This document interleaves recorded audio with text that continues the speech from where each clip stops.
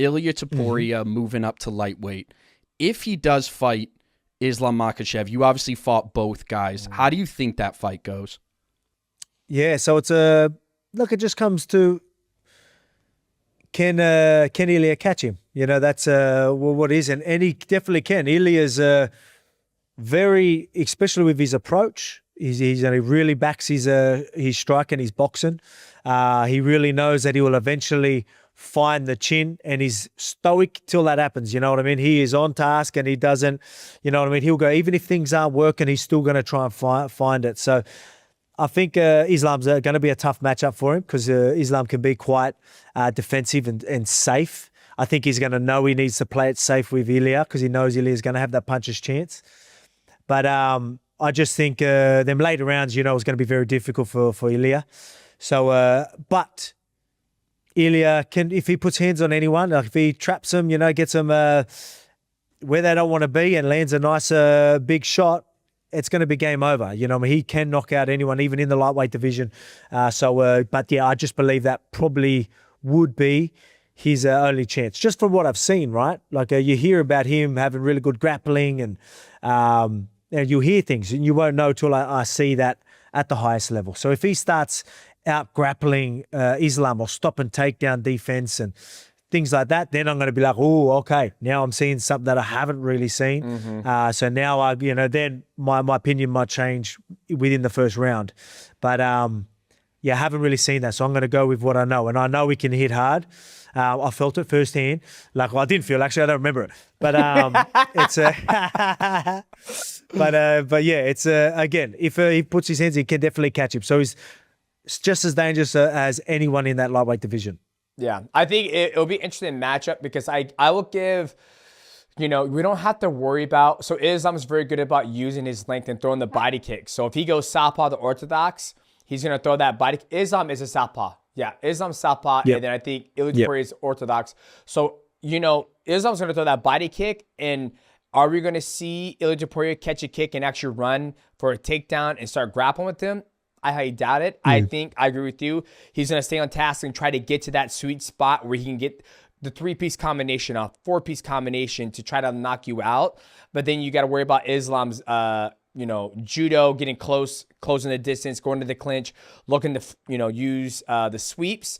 That's going to be, I think, the X factor. Who's going to be able to execute and get themselves in a safe place to be able to outwork the other guy? Can Ilya Topuria defend a takedown? Because I feel like Ilya Topuria is a better boxer than Dustin.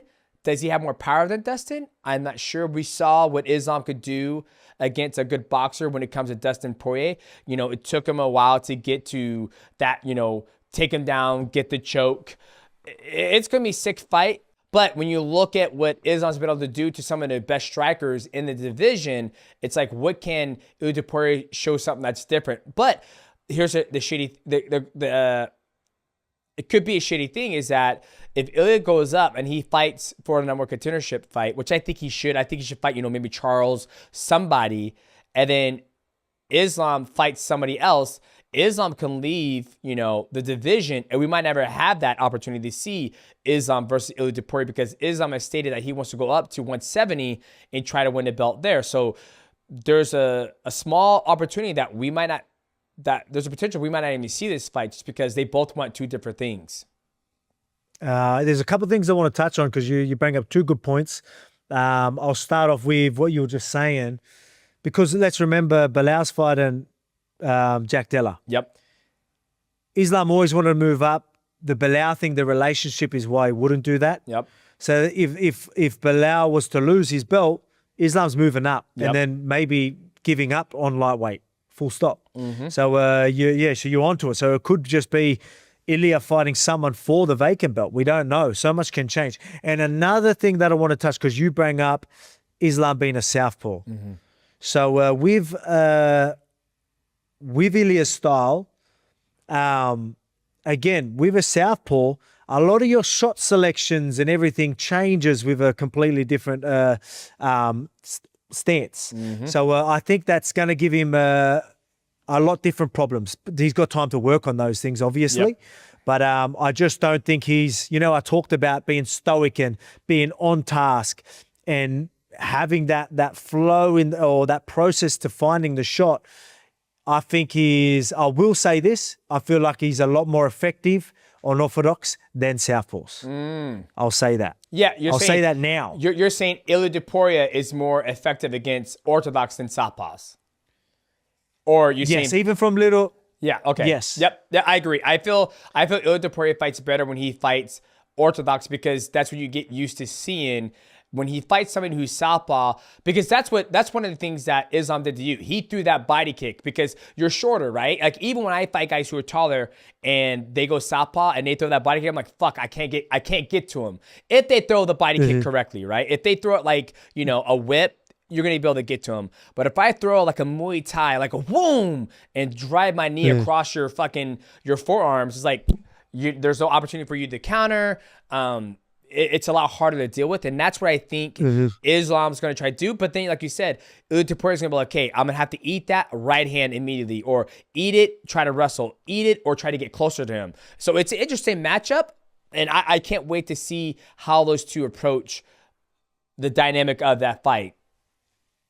Yeah, it's funny because he's our matador, right? Like Ilia's our matador. Yep. But I know Islam, their approach in their striking is to be the matador. Yes. So they even say that. I'm pretty sure they even say that in the corner. I think Javier's like, be the matador, be the matador. It's like bait them, let them do all the work. Yep. So they can counter or time the shots coming in and stuff like that. So it's funny. Islam's really good at playing their El Matador, where Ilia Topuria is different, but Ilia's going to be the bull. Exactly. I think Ilia's always been the fucking bull. Even when he fought you, when he fought Max, when he fought Bryce Mitchell, he's always coming, and that's why I think it's so hard to fight. Because even when I don't fight anymore, but I'm like, okay, where do you beat a guy like Ilia? Where do you beat a guy like Volk? Where do you beat all these guys?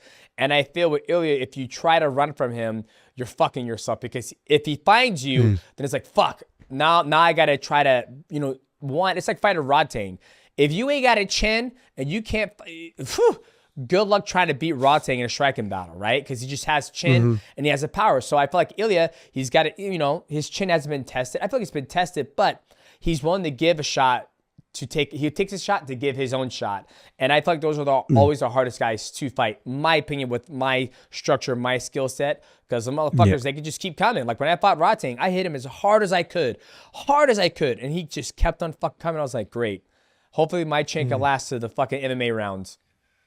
Yeah, I mean, well, that's for someone like yourself and myself.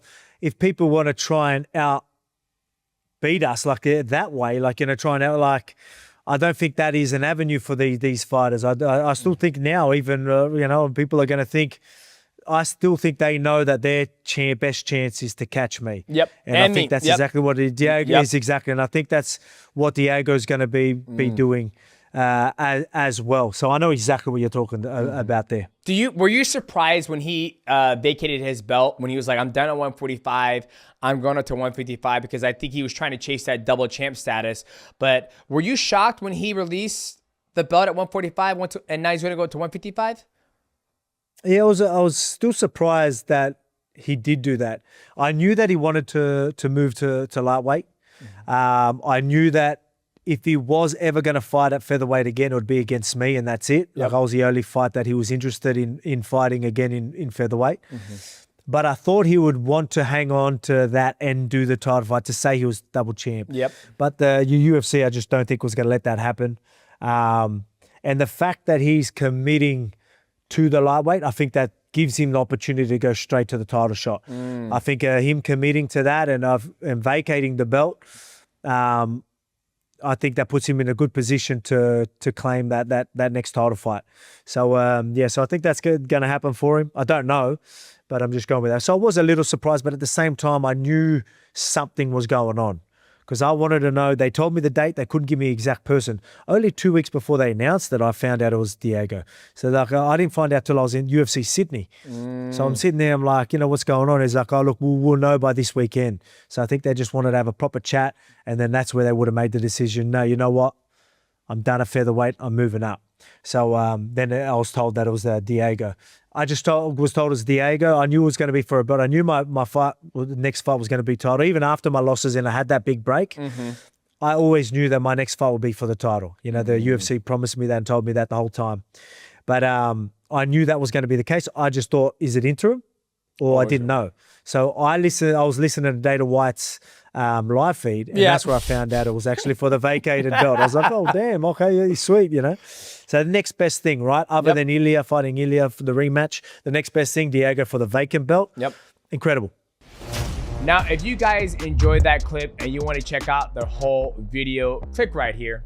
And if you guys want to see other clips from this channel, click right here. Enjoy.